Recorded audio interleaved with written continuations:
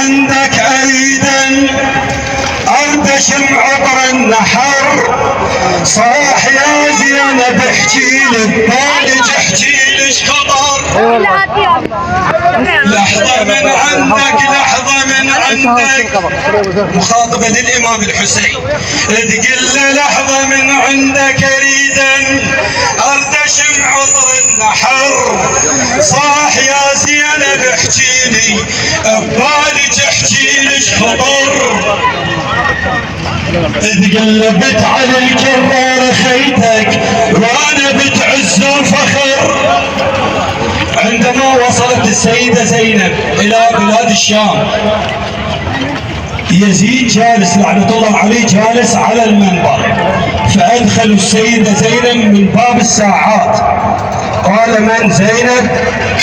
تقول له انا بنت القلع بيبان والوادم يعرفوها لو ما طاحت العباس اليوم ما تشوفوها.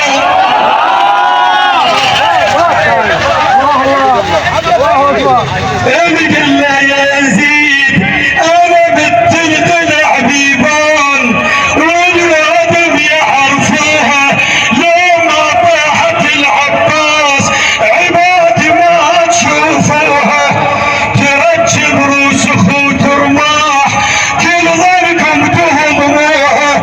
ترجب نهزل وصل بلاد الشام نفسها بتعلي لو وش تسموها. ترجب نهزل وصل بلاد الشام نفسها بتعلي لو وش تسموها. انا بنت اللي يرتل دوم بالقران صور القران اخوتي الزوم تقروها.